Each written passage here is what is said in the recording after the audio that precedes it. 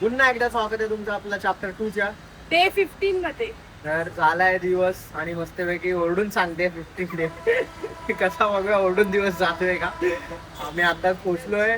बाई निघतानाच बरोबर एक निघालो आणि एवढा जोरात पाऊस आला आणि मस्त सुकलेलो भाई पद्धतशीर. निघायच्या मूड मध्ये हिच्या कॉल आला दृष्टीचा की 11 वाजले त्या आम्हाला लवकर या. आम्ही आलो आणि जोरदार पाऊस चालू झाला.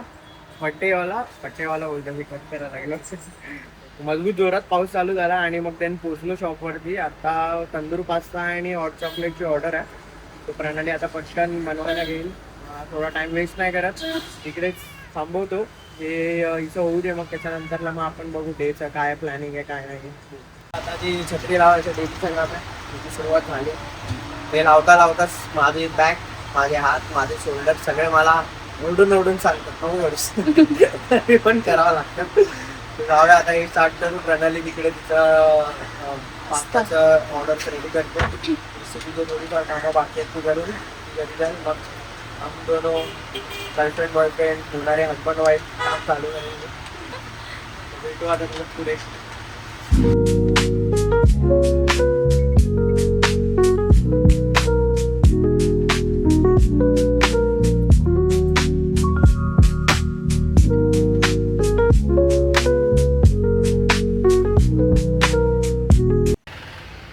जस्ट नाऊ थोडेफार फ्री झालो. जेवढे पण ऑर्डर्स होते कंप्लीट केले आणि आता जस्ट तसंच बसलोय बाहेर. चांगल्यापैकी वाईब चांगली आहे, म्हणजे जास्त जोरात पाऊस नाही आहे, लिटिल बिट पाऊस आहे, थोडंफार ऊन आहे आणि बोथ साईडहून म्हणजे जरा थंड वातावरण आहे.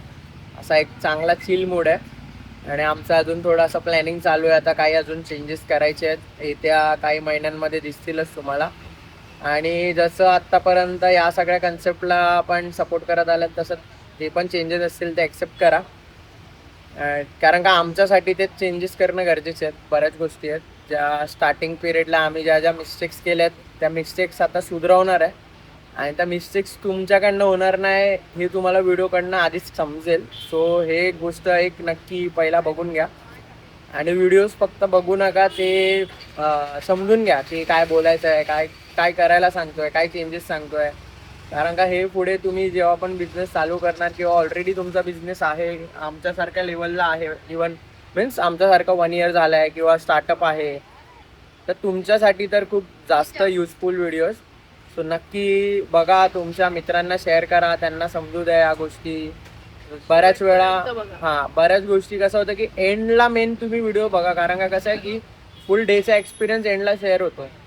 म्हणजे जे पण मुवमेंट्स असतात तर ते सगळे बघायला किंवा ते मी जेव्हा एक्सप्लेन करतो त्यातला एकाच दुसरा वर्ड तरी तुमच्या कामी नक्की येणार. जो कारण काय रॉ मुवमेंट्स आहेत ते तुमच्यासोबत शेअर करत येतो. सो नक्की बघा आणि काही चेंजेस असतील तर सांगा. आम्ही दोघंही आता बसलो आहे आणि काही गोष्टींचं प्लॅनिंग करतो आहे जे 1000 दिवसामध्ये तुम्हाला बघायला भेटणार आहे.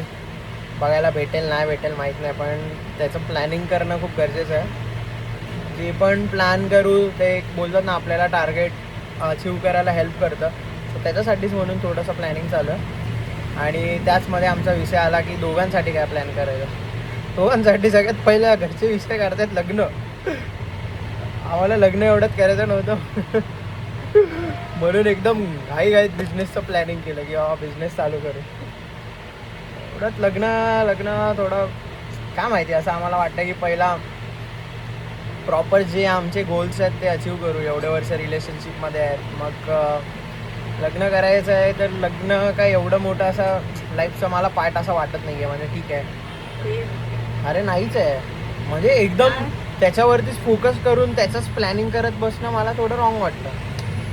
लग्न फोकस अरे फोकस मीन्स आपण त्याच्या रिलेटेड एवढं प्लॅनिंग किंवा त्याच्या रिलेटेड हॉल बुक करा किंवा हे करा असं थोडं हे वाटतं. लग्न कसं बाई प्रेम आहे ना दोघांचं, लगेच on the spot court marriage sign मारा आणि घरी या.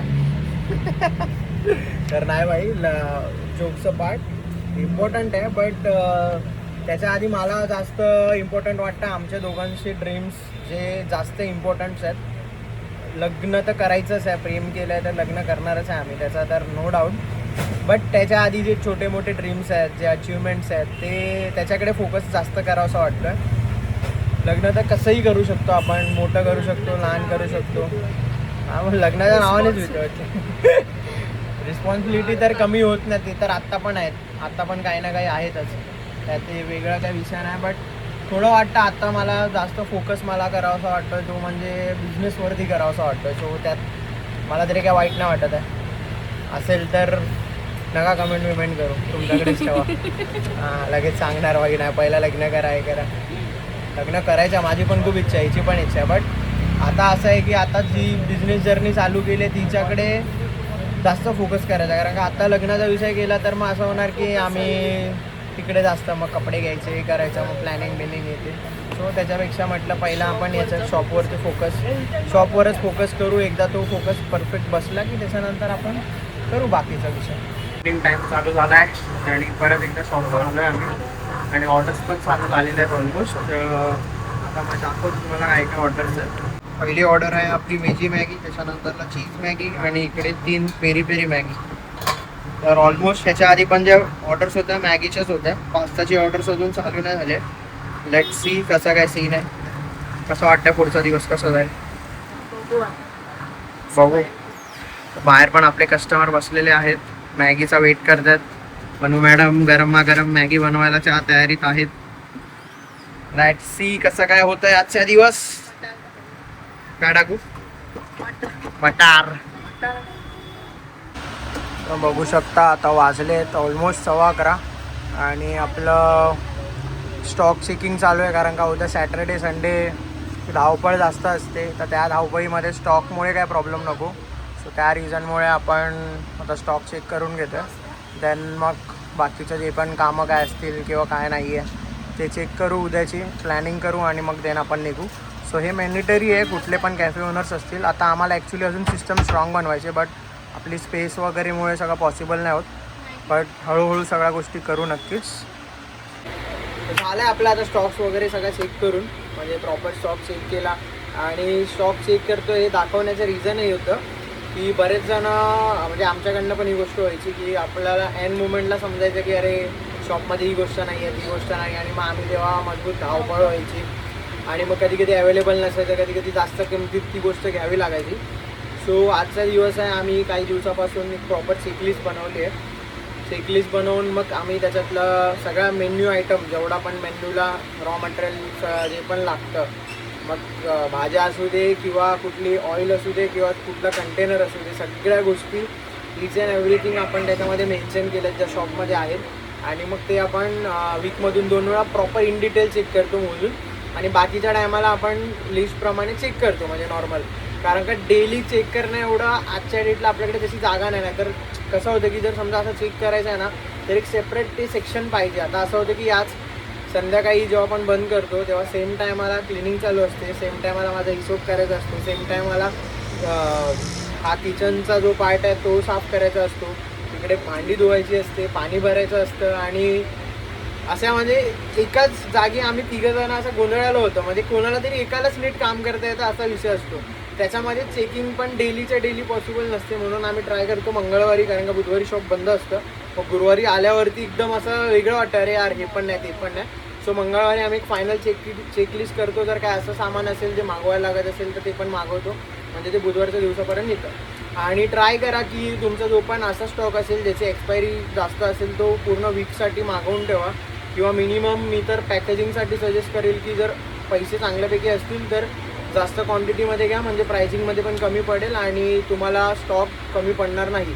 कारण का पॅकेजिंग बऱ्याच वेळा समजत नाही, बोलता बोलता संपते आणि मग तेव्हा कळतं अरे ग्लासच नाही आहेत आणि ऑर्डर्स पेंडिंग असतात. ते झालं आमच्यासोबत. जेव्हा तुमच्याकडे क्राऊड मोठा येईल ना, अनएक्सपेक्टेड गोष्टी असतील, तेव्हा तुमचा 100 ग्लास पण कधी कधी ते कमी पडतील, तुमचं ॲव्हरेज चुकेल. सो घरी स्टॉक करून ठेवा थोडंफार पॅकेजिंगचं मटेरियल. बाकी मिल्क वगैरे तर डेली मागवायचंच आहे, त्याचं तर ॲव्हरेज तुम्हाला जसा तुमचा सेल असेल त्याच्यावरती तुम्हाला कळेल. बाकीच्या गोष्टी ज्या लॉंग टर्मपर्यंत चालतात, सॉसेस जे तुम्ही बनवता जे जर समजा 7-8 दिवस चालतात तर त्याचं स्टोअर करून ठेवा, म्हणजे तुमची मेन तर विकेंडसाठी. नाही तर विकेंडच्या टायमाला माझे वडील मला ओरडायचे, अरे काय चालू आहे, हे नाही ते नाही, अरे तन्मय मॅगी नाही जा घेऊन ये, अरे व्हेजीस नाही घेऊन ये, हे नाही ते नाही. मग आणि मग काय व्हायचं की ऑर्डर्स त्या रिझनमुळे सुद्धा डिले व्हायच्या, कधी फोकस नसायचे, म्हणजे व्हायच्या या गोष्टी. आपण रात्री थकलेलं असायचं, निघायचो, आणि ते माइंडमध्ये सगळ्याच गोष्टी चेक व्हायच्या नाहीत. सो म्हणून एक चेकलिस्ट असणं गरजेचं आहे. छोटा स्टॉल असू दे, मोठा स्टॉल असू दे, काही असू दे, पण ते करा. कारण काय होतं की आपण भले बोलू जवळ आहे, पटकन घेऊन येऊ, तरी पण तुमचं पेट्रोल जातो आहे, त्याचा ॲव्हरेज काढा. त्या सगळ्या गोष्टी आहेत ज्या फेस करायला लागतात ॲज अ बिझनेस ओनर्स. आणि एंटरप्रिन्युअर जे पण चालू करतात त्यांना तरी जास्त फेस करायचं आहे. बाकी त्यांचं सेटअप आहे, त्यांच्याकडे टीम असते या सगळ्या गोष्टी करणाऱ्या. बट स्टार्टिंगला आपण टीम म्हणजेच आपण, ओनर म्हणजेच आपण, मॅनेजर म्हणजेच आपण, सर्व्हिस, सोशल मीडिया, सगळ्या गोष्टी म्हणजे आपणच असतो. तो आपल्याला सिस्टम बनवायला थोडा टाईम लागतो. आम्ही पण हळूहळू सिस्टम चेंज करूच आमची, जी पण असेल ती तर तुम्हाला आमच्या जर्नीमध्ये बघायलाच भेटेल. आणि ते तुम्हालासुद्धा तुमच्या छोट्या आउटलेटसाठी, कॅफेसाठी तुम्हाला यूज होईल.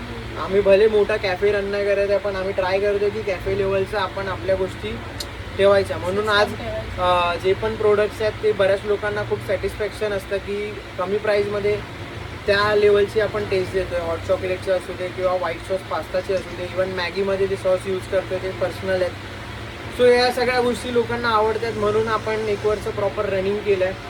भले आपल्याकडे आज सगळा बेस, मोस्ट ऑफ कस्टमर आपले ऑनलाईन आहेत, पण ते काय ते आज रिपीट काय तर त्यांना टेस्ट भेटली आहे, सर्व्हिस भेटली आहे, सगळ्या गोष्टी भेटल्या. शॉप थोडं मोठं असतं तर अजून काहीतरी करता आलं असतं. जेव्हा कस्टमर येऊन सांगतो अरे यार हे हॉट चॉकलेट भारी होतं किंवा व्हाईट सॉस मस्त होता, मग तेव्हा असं अजून वाटतं की यार चल आपण अजून काहीतरी चांगलं ट्राय करू, ते पण सक्सेस होईल. आम्ही तर बऱ्याच गोष्टी ट्राय केल्या. जो हिनी घरी पिझ्झा बनवला त्याचा डो पण असतो ना, तो सुद्धा हिनी घरीच बनवलेला. सो विचार करा. आणि तो एवढा परफेक्ट झालेला. आणि आम्ही मित्रांना सरप्राईज दिलेलं, त्यांना पिझ्झा घेऊन गेलेलो, खायला लावलेला, तर ते बोलतात की पॉसिबलच नाही घरी बनवलं, वाटतच नाही, एकदम प्रॉपर बेक झाला आहे, सगळ्या गोष्टी आहेत. ते पण हिनी ओव्हन बिव्हनची हे नाही घेतलेलं, सगळं पॅनवरती केलेलं. सो तिच्यात तेवढं टॅलेंट आहे. पण असं ना आपलं शॉप असं आहे की आपण जास्त वाश घेऊन मतलब नाही आहे. सो आपण सिम्पल वेमध्ये जातो. आणि तुम्ही पण जर स्टार्टअप करताय सिम्पल वेमध्ये, सिम्पल मेन्यू ठेवा, वेस्टेज कमी होतो आणि सगळ्या गोष्टी मॅनेज होतात. सो असा हा दिवस एक होता. त्यासोबत तुम्हाला चेकलिस्टचं सांगितलं. दिवस पण खूप बेटर गेला. कालचा दिवस पण सांगितला चांगला, छोटंसं आम्हाला असं एक गिफ्ट भेटलं. आता उद्या तर आपलं सॅटर्डे संडे आहे. एकदम भीती वाटते कधी कधी सॅटर्डे संडेची आम्हाला, कारण का क्राऊड कधी कधी कंट्रोलच्या बाहेर जातो. कधी कोणी नसतं. भीती या गोष्टीची असते की क्राऊड नसलं तर पास्ता फेकायला लागतो किंवा क्राऊड असेल ते कमी पडतो. म्हणजे सगळ्या गोष्टी असतात. किती प्लॅनिंग करा, बिझनेस तुम्हाला जसं प्लॅन केलं आहे तसं भले चालायला नाही देणार, पण तुमचं प्लॅन करणं गरजेचं आहे. विदाऊट प्लॅनिंग काहीच करू नका धंद्यामध्ये. थोडंफार प्लॅनिंग करा, बुक घ्या किंवा नोटपॅडमध्ये लिहा, पण नेक्स्ट डेचा प्लॅन थोडा डिस्कस करा तुमच्या पार्टनरशी किंवा तुमच्याकडे जे पण स्टाफ असेल त्यांच्याशी डिस्कस करा, म्हणजे थोडं सोल्युशन भेटेल. आता आम्ही स्टॉक चेक करता कळलं की बऱ्याच गोष्टी नाही आहेत, मग त्या आता मला उद्या सकाळी घेऊन येणार, मग आपल्याला टेन्शन नसेल 2 दिवसाचं तरी.